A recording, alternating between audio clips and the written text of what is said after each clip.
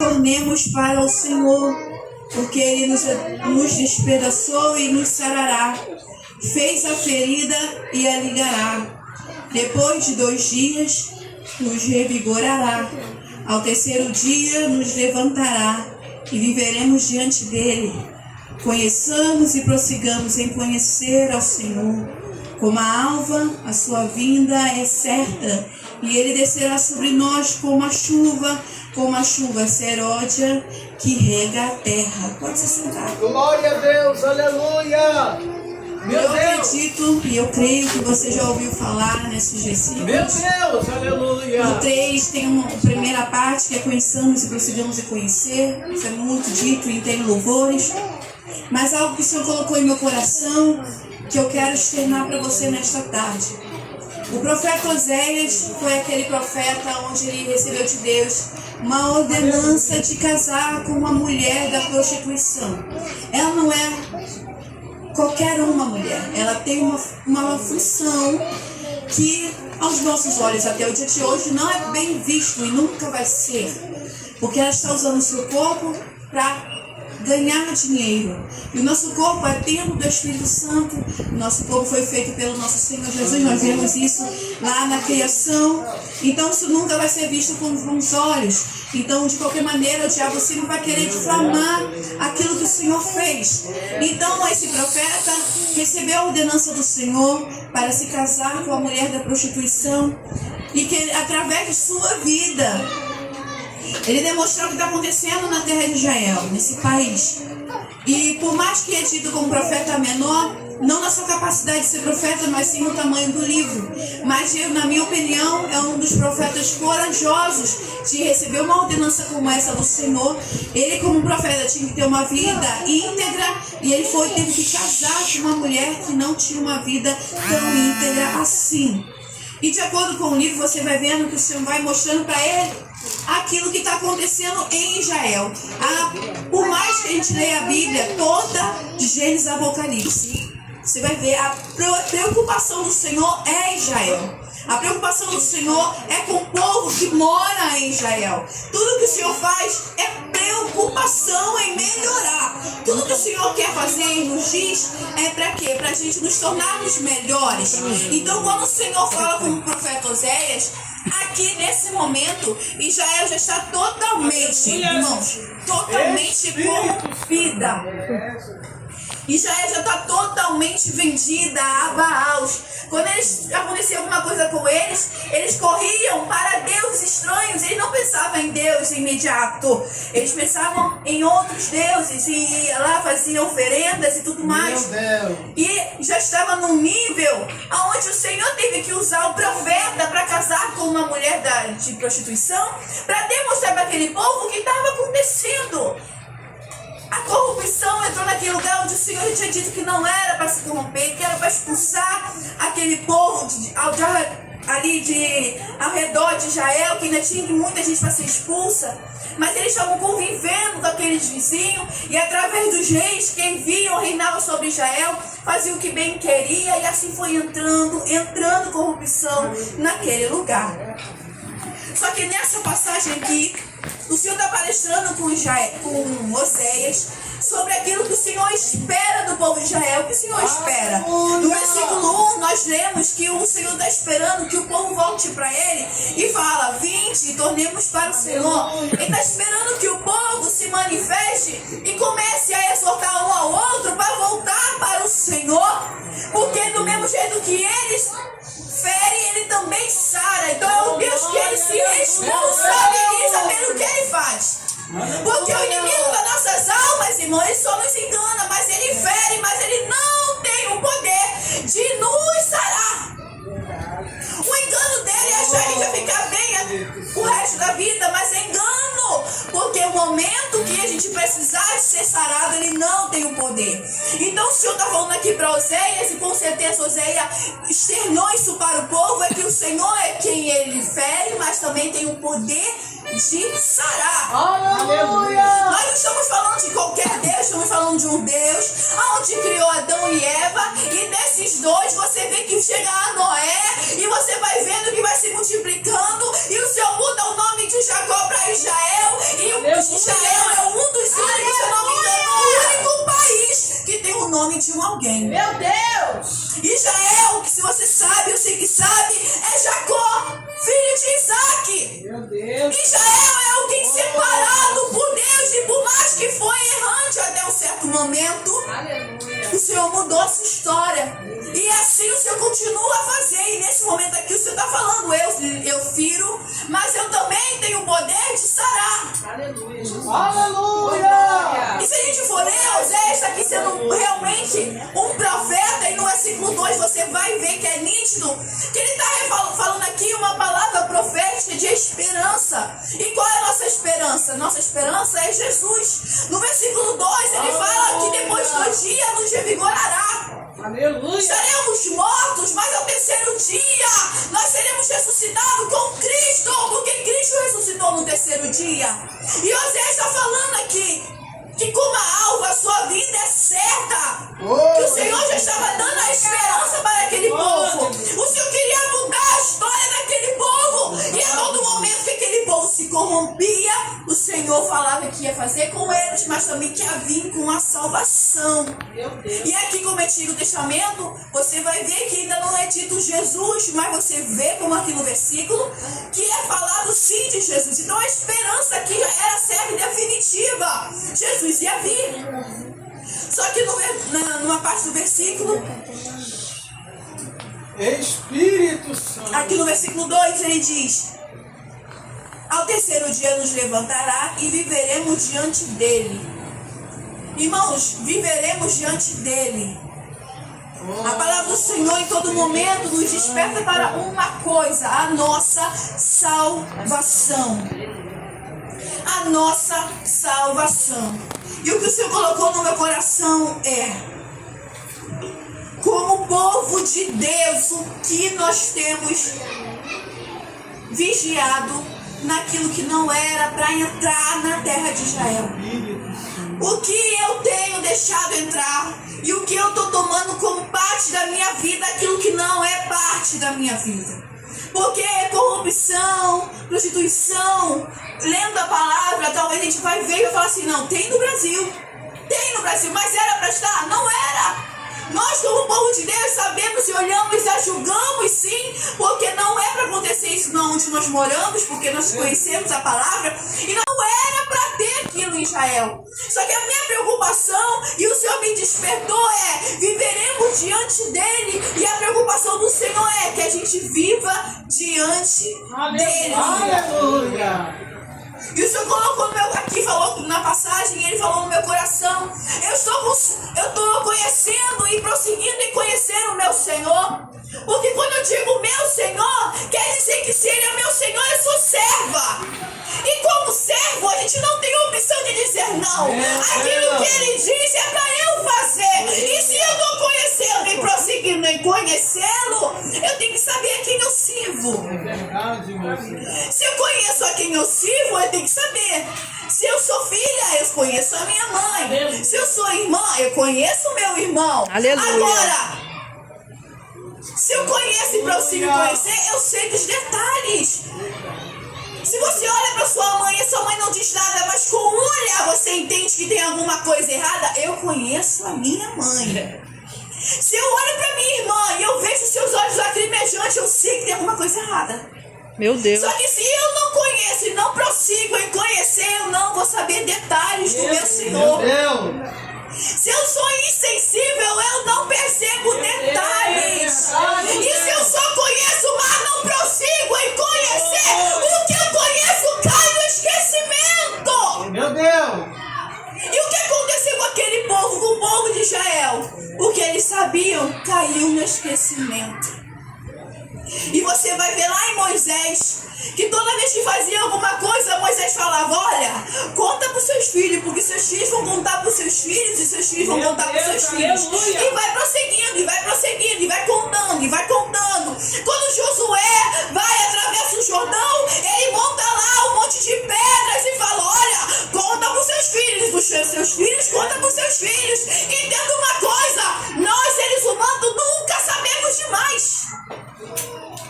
E às vezes a gente, na nossa ignorância, ou talvez no nosso orgulho, a gente já diz, eu já sei.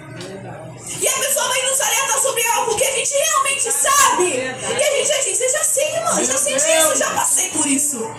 Só que o povo de Israel já tinha atravessado o Mar Vermelho, mas teve que também atravessar o Jordão. Meu Deus. E mesmo assim, você vai ver o profeta tendo que se casar com uma mulher da prostituição, porque o povo que disse eu já sei, se deixou levar por deuses estranhos.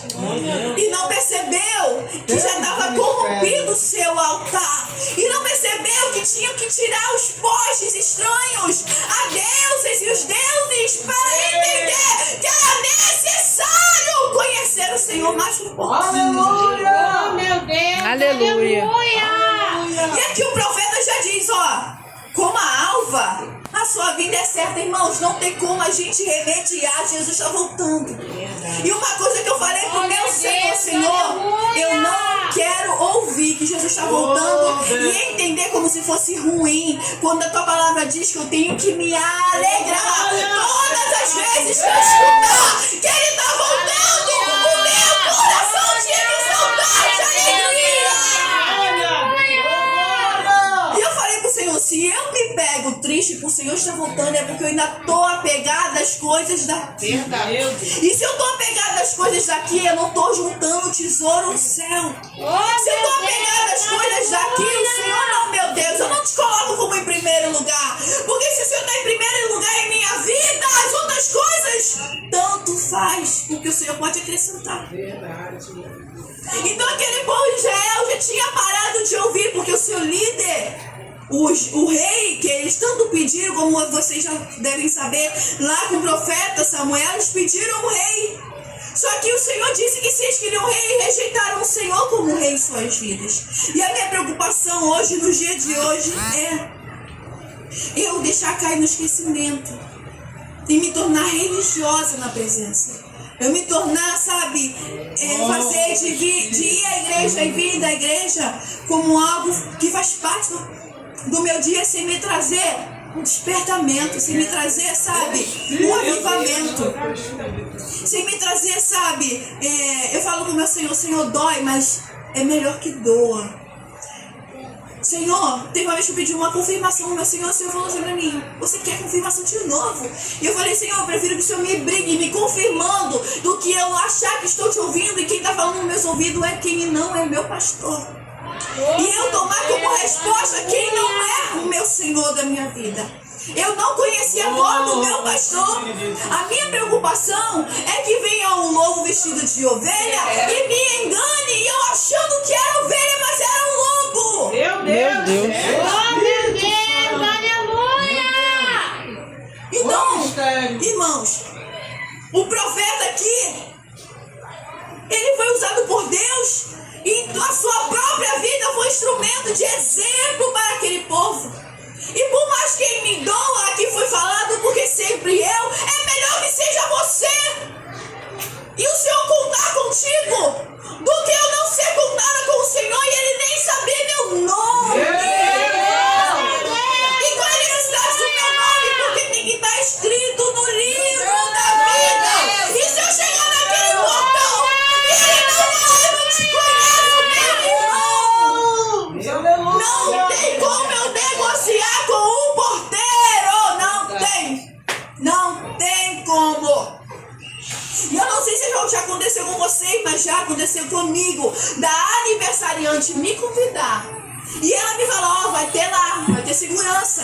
E eu chegar lá, já vestida, arrumada, alguma festa de 15 anos, você imagina, tem que ir elegante. Aí você chega, o segurança fala, não estou achando o seu nome. E entrou um desespero pra mim, porque eu estava naquele portão e chegavam pessoas e viam lá, fulana, entra, e eu lá, mas veja meu nome. Meu nome não é possível, a aniversariante me convidou. Aí ele disse, então liga pra ela. Só que a aniversariante estava em festa. Ela vai atender telefone? Não vai. E o que eu fiz? Voltei pra casa. Só que aí, eu voltei pra minha casa. Só que naquele grande dia não vai ter casa pra eu voltar. Meu Deus. Não vai ter casa pra eu voltar, não vai ter como encontrar aniversariante no dia seguinte. Fala, caramba, você não me convidou. Verdade. Você me enganou. Você mentiu pra mim. Só que pra hoje, eu e você cristãos, não tem como. O Senhor não mente. E não é filho do homem para que minta. Glória a Deus. Se o Senhor disse que vai voltar, não importa se é 2025, se é 3.000 anos, 4.000 anos, Ele disse que vai e Ele vai. Meu E que eu tenho que fazer? Conhecer e prosseguir em conhecer. Porque um dia eu viverei com Ele. E pra conviver eu tenho que conhecer com quem eu vou morar. aleluia! Aleluia. Por isso que o Senhor usa o relacionamento dele com Ele como um casamento.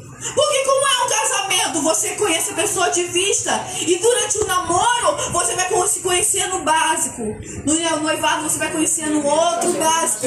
Só que o grosso do casamento, o grosso do relacionamento é no casamento. Não tô falando de um casamento comum qualquer. Tô falando do noivo Jesus Cristo com a noiva, a igreja. Aleluia! E o noivo, Jesus Cristo, conhece a sua noiva. E ele sabe que a noiva é pecadora. A noiva não merece, mas ele enviou seu Espírito Santo para nos ajudar, nos auxiliar, nos encaminhar. Glória a Deus. Ele deixou homens de Deus, fez eles escreverem instruções para nossas vidas. Que na época deles eram básicas, hoje a gente tem completa, de Gênesis e Apocalipse. Mas na época não era assim. Na época tinha que ter um homem que tinha que ensinar para milhões de pessoas e nem todos ensinavam. Você vai chegar lá em Mateus, Marcos, Lucas e João, você vai ver líderes que usavam as instruções para ganhar dinheiro. Então quer dizer que muitos não tinham conhecimento da história de Israel. Só que hoje eu e você temos tudo por completo aqui. E o Senhor deixa instruções: conhecer e prosseguir em conhecer. Aleluia! O Senhor disse pra mim: nunca foi tão real e vívido e tão presente essa passagem. O Senhor disse pra mim: se você chegar aqui e não saber quem sou eu, se você, como meu amigo o presbítero Carlos, ele falou numa aula lá, e ele falou comigo: quem é Deus pra, quem é Jesus pra você? E na aula todo mundo falou quem era. E eu falei: não, meu Senhor. Jesus é o meu melhor amigo. E ele foi me perguntando: e pra você, Jesus é o quê? E todo mundo foi falando: minha esperança, meu Redentor. Aí ele falou assim: então tá bom. Então onde Jesus está agora? Ninguém sabia responder. E ele falou assim: Jesus é tua esperança, Jesus é teu amigo, então me fala o nome dos 12 discípulos dele. E ninguém sabia responder. E ele falou assim: com quantos anos começou o ministério de Jesus? E ninguém sabia responder. E ele perguntou: com quantos anos Jesus morreu? E ninguém sabia responder. E ele disse: qual é o nome da mãe de Jesus? Qual é o nome do pai de Jesus na terra? E ninguém sabia responder. E ele falou: você não disse que era a sua esperança e você não sabe nada da sua esperança. Meu Deus! Você não sabe nada do seu amigo. Você não sabe nada de quem salvou a tua vida. Aleluia! Aleluia! O que eu sei de Jesus? O que eu sei dele? Meu Deus! Ele foi lá, me sarou, me curou, mudou a minha história, mudou minha família, mas tá bom. E o que eu sei dele? O Aleluia. povo de Israel não sabia nada. E hoje a nossa obrigação é saber o mínimo. O Senhor não quer que seja expert, um teólogo super requisitado, que tenha patentes e diplomas. O Senhor só quer que você conheça quem é o seu Deus. Quem é o meu Deus? Pergunta para si mesmo: quem é o meu Deus? Obrigado! Quem é o meu Deus? O que o Senhor espera de nós, que a gente faça como no versículo 1. O que ele falou para Osé, que ele esperava do povo de Israel, que se espalhasse a notícia, que o povo convidasse: vinde e tornemos para o Senhor, porque ele nos despedaçou e nos sarará, fez a ferida e ligará. Ele quer que a gente compartilhe quem nós conhecemos. Ele quer que a gente saiba que ele morreu, mas ressuscitou e vamos morar com ele. Irmãos, nesta tarde, eu convido a você a porque vai saber quem é Jesus. Saber quem é Jesus, irmão? O mundo ainda, talvez, ele saiba um pouco, mas nós, servos de Deus, talvez a gente já tem os cargos, já sabe? A gente já tem cargo, então as pessoas já olham pra gente com esse olhar de já existindo coisas. Só que peraí, naquele grande dia não vai ter nada disso. Naquele grande dia não vai ter cargo, não vai ter nada. O que o Senhor vai exigir de mim? Tá bom. Quem sou eu? Peraí, porque eu sei quem é você, mas quem sou eu? E esse fato de intimidade, hoje, a ação da gente começar a querer conhecer o nosso Senhor, a atitude de eu me interessar pelo Senhor e prosseguir me interessar, vai resultar no meu nome no livro da vida. Ah, por que, Gislaine? Porque para a pessoa saber meu nome, eu tenho que conhecer o dela também. E Meu a gente tem que Deus. conversar. E a gente tem que criar uma relação. Pode ser que se torne amiga, melhores amigos. Pode ser que não. Mas o fato de eu conhecer e prosseguir conhecer o meu Senhor faz com que Ele também me conheça. E eu conhecendo, Ele vai anotando meu nome. E toda vez quem tiver que me abençoar, Ele vai olhar para as próprias mãos dele, porque a palavra se diz que o nosso nome está gravado na tábua de suas mãos, na palma de suas Oh, meu mãos. Deus, aleluia. E ele não é mentiroso. Se ele diz que naquele grande dia nosso nome não vai estar no livro da vida, se a gente não ter uma vida de arrependimento, quer dizer que não nos conhece. Eu não criei um laço de intimidade, eu não criei uma amizade com o meu Senhor. Eu não criei um laço de uma noiva que está prestes a se casar com Ele quando Ele retornar. Meu Deus, aleluia. Então, a mim sim, a minha maior preocupação é o meu nome no livro da vida. Sim, meu nome está gravado na palma da mão dele. Eu falo assim, olha para as suas mãos, porque a tua palavra diz que meu nome está gravado aí. E não tem como o Senhor se esquecer de mim. Então, nessa tarde, até que o Senhor me deu. Mas eu quero te pedir para se coloque de pé.